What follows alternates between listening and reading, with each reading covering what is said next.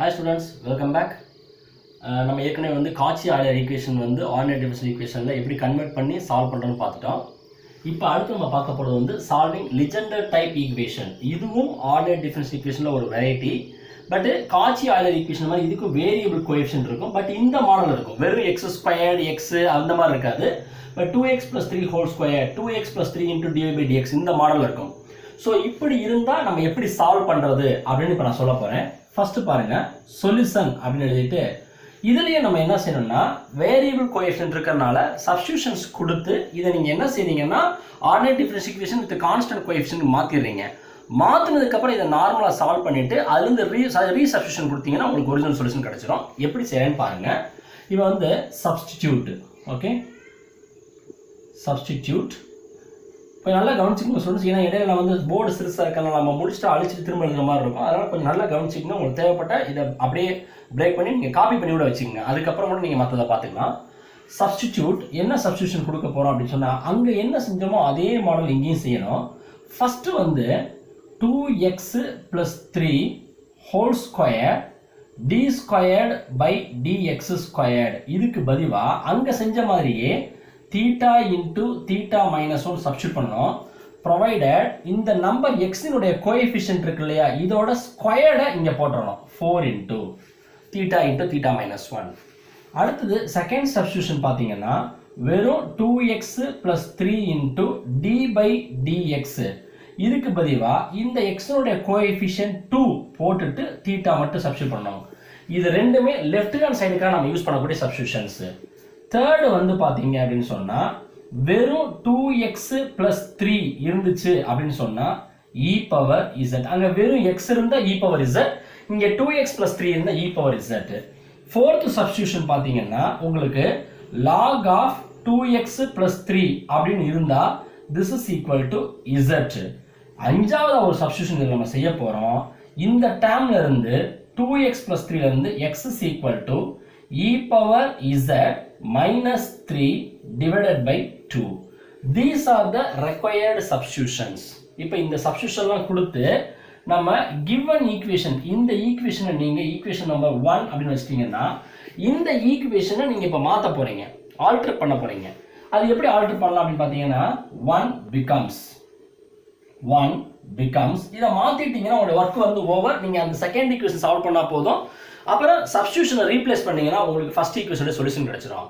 So this is the idea to solve the Legendre type equation in ordinary differential equations. Okay, கொஞ்சம் நல்லா புரியும்னு நினைக்கிறேன். நீங்கள் கொஞ்சம் நல்லா கவனிச்சு பார்த்தீங்கன்னா இதுவும் கிட்டத்தட்ட காட்சி ஆய்லர் ஈக்குவேஷன் மாதிரி தான். ஒரு சப்ஸ்டியூஷன் மட்டும் நம்ம எக்ஸஸாக கொடுத்துருக்கோம். இங்கே எக்ஸ் வர இடத்துல ஃபுல்லு 2x + 3 இருக்குது, அவ்வளோதான். ஓகே, ax + b ஃபார்மேட் இருக்கும். 1 becomes இப்போ பாருங்கள் இந்த இடத்துல 4 × theta into theta -1 first term பதிலாக -2 × இந்த 2 வந்து அவங்க கொடுத்துருக்க கான்ஸ்டன்ட் டேர்ம். இந்த டேர்முக்கு பதிலாக ஒரு 2 தீட்டா சப்ஸ்டியூட் பண்ணணும். அப்போ இன்ட்டு 2 தீட்டா. அடுத்தது +2 of y is equal to 6 × x-க்கு பதிலாக e⁻z - 3/2. So e⁻z - 3 whole divided by 2. இந்த 2 இது கேன்சல் ஆகி 3 வந்துடும். ஸோ லிசன் ஸ்டூடெண்ட்ஸ், உங்களோட ஐடியா வந்து 4 θ² -4 θ -4 θ +2 of y is equal to 3 × e⁻z - 9. இவ்வளோதான். அப்போ 4 θ² -8 θ +2 of y is equal to 3 × e⁻z - 9. So this is equation number 2. இப்படி எழுதிக்கீங்க. இப்போ நம்ம என்ன செய்ய போறோம்னா சால்விங் 2 செகண்ட் ஈக்குவேஷனை நீங்க சால்வ் பண்ண போறீங்க. சால்விங் ஈக்குவேஷன் நம்பர் 2, அதுக்கு காம்ப்ளிமெண்டரி ஃபங்க்ஷன் கண்டுபிடிக்க போறோம், CF. அப்ப 4 × m² -8m + 2 is equal to 0. இது நம்ம சால்வ் பண்ணா போதும். So m is equal to -b ± square root of b² -4ac. 4 × 4 16 × 2 32. So 32 divided by 2a 8. அப்போ ஆன்சர் வந்து 8 plus or minus root 32 வரும். அப்ப 2 root 2 divided by 8 வந்துரும். So this is equal to இப்படியே வச்சுக்கலாம், நீங்க கேன்சல் பண்ணலாம் 1 plus or minus root 2 divided by 4. So உங்களுடைய காம்ப்ளிமெண்டரி ஃபங்க்ஷன் எப்படி இருக்கும் அப்படின்னு கேட்டிங்கன்னா a into e power 1 plus root 2 by 4 into z, அடுத்தது plus b into e power 1 minus root 2 by 4 into z. So இந்த மாதிரி உங்களுடைய காம்ப்ளிமெண்டரி ஃபங்க்ஷன் கிடைச்சிரும். This is the required complementary function. Final நம்ம சேஞ்ச் பண்ணிக்கலாம். இப்போ எதுவும் நீங்க சேஞ்ச் பண்ண வேண்டாம், ஃபைனலாக மட்டும் சேஞ்ச் பண்ணிக்கலாம். நான் முதல் சொன்ன மாதிரி இது முடிஞ்சவொடனே இதோட நீங்கள் காப்பி பண்ணி வச்சுக்கோங்க. அதுக்கடுத்து வீடியோ கண்டினியூஸாக பார்த்தீங்கன்னா உங்களுக்கு அந்த ஐடியா கிடைக்கும் ஸ்டூடெண்ட்ஸ். ஸோ நம்ம இந்த இதெல்லாமே வந்து டெலிட் பண்ண போகிறோம். இப்போ காம்ப்ளிமெண்டரி ஃபங்க்ஷன் கிடைச்சாச்சு. நெக்ஸ்ட் வந்து பார்த்தீங்கன்னா particular integral. Okay, particular integral pi equal to 1 divided by உங்களுக்கு ரிசல்ட் என்ன இருக்குன்னா 4 theta square minus 8 theta plus 2 of 3 e power z, ரைட்டா, minus 9 into e power 0z. ரெண்டுக்குமே நீங்க ஃபர்ஸ்ட் ரூல் தான் அப்ளை பண்ணணும். e power ax ரூல் தான் அப்ளை பண்ணணும். இங்க e power z இருக்கும். ஸோ e power z இருக்கு, அதுக்கு ஃபர்ஸ்ட் ரூல் அப்ளை பண்ணலாம்.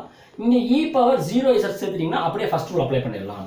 அப்ப எப்படி செய்யணும்னு கேட்டீங்கன்னா 1 by 4 into theta square minus 8 theta plus 2 into 3 e power z minus 1 divided by 4 into theta square minus 8 theta plus 2 into 9 e power 0z. அப்ப இங்க first rule apply பண்ணோம்னா இந்த இடத்துல வந்து ரூல் 1 அப்படின்னு நான் எழுதிக்கிறேன் உங்களுக்கு புரியுறதுக்காக. ரூல் 1 அப்ளை பண்ணீங்கன்னா e power az இருந்தா a வை சப்ஸ்டிட்யூட் பண்ணனும். a வந்து இங்க 1.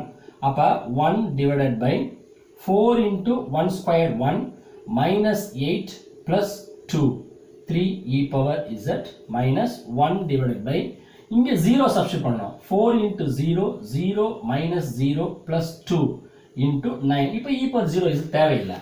அப்ப ஆன்சர் பாத்தீங்கன்னா 1 divided by minus 2 into 3 e power z minus 9 divided by 2.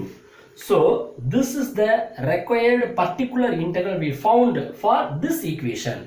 அப்ப நீங்க என்ன செய்யணும் அப்படின்னு கேட்டீங்கன்னா இந்த ஸ்டெப் முடிச்ச உடனேயே ஈக்குவேஷன் 2 குரிய சொல்யூஷன் அப்படின்னு எழுதணும். Okay, solution for equation 2. so solution for equation 2 பாத்தீங்கன்னா y is equal to இது எல்லாமே in terms of z ல இருக்கும். a into e power 1 plus root 2 by 4 into z plus b into e power 1 minus root 2 by 4 into z minus 3 divided by 2 into e power z minus 9 by 2. This is the required solution for second equation. இப்போ நமக்கு தேவை first equation உடைய solution வேணும். அப்ப நீங்க இந்த substitution வந்து நீங்க செக் பண்ணிக்கோங்க. So solution for equation number 1 is y is equal to a into e power z இருந்தா 2x plus 3 நீ யூஸ் பண்ணலாம். Power 1 plus root 2 divided by 4. அவ்வளவுதான், வேற எதுவுமே செய்ய வேணாம்ப்பா. அங்க காட்சி ஆய்லர்ல e power z க்கு x போடுவீங்க, இங்க e power z க்கு 2x plus 3 போட்டா போதும். அடுத்தது plus b into 2x plus 3, அதாவது இந்த e power z க்கு பதிலா 2x plus 3, வேற எதுவுமே நீங்க ஞாபகம் வச்சுக்க வேணாம். e power z இருந்தா 2x plus 3, பவர் என்னவோ அதை போட்டுருங்க. so 1 minus root 2 divided by 4. அடுத்தது minus 3 by 2 into e power z இருந்தா 2x plus 3, அவ்வளவுதான். மைனஸ் இது கான்ஸ்டன்ட் 9 by 2 அப்படியே இருக்கட்டும். so this is the required solution for the given Legendre equation. so simple நீங்க கான்செப்ட் ஞாபகம் வச்சுக்கோங்க. whenever you are solving Cauchy-Euler equation or the Legendre equation, in both the cases you have to remember the concept. The first thing is you have to go for the substitution scheme. Substitute பண்ணி you are modifying the given equation into the form of the equation with the constant coefficient. அது second equation வச்சுக்கிறீங்க. then you are solving second equation, அதை solve பண்றீங்க. So then you are arriving the solution for second equation. அதிலிருந்து ரீசப்ஸ்டியூஷன் மூலமாக solution for first equation எடுத்துடலாம். So இதை keep on watch பண்ணுங்கள். உங்களுக்கு வந்து ஆட்டோமேட்டிக்காக இதில் நிறைய விஷயங்கள் புரிய ஆரம்பிக்கும். நமக்கு டைம் வந்து கொஞ்சமாக இருக்குது, சின்ன சின்ன வீடியோவாக போடுறதுனால நீங்கள் அதை ரெகுலராக பார்த்தீங்கன்னா தான் உங்களுக்கு புரியும். ஸோ பாருங்கள் ஸ்டூடெண்ட்ஸ், உங்களுக்கு இது நல்லா புரியும். இதுக்கு அடுத்து இன்னொரு 1 or 2 ப்ராப்ளம்ஸ் இதில் போட்டோம்னா உங்களுக்கு மேக்ஸிமம் ஐடியா கிடச்சிரும். அதுக்கப்புறம் நம்ம சைமல்டேனியஸ் ஈக்குவேஷன் எப்படி சால்வ் பண்ணுறது அப்படின்ற பற்றி சொல்லித்தர போகிறோம். ஸோ தொடர்ந்து வீடியோ பாருங்கள். தேங்க்ஸ் ஃபார் வாட்சிங். Thank you students.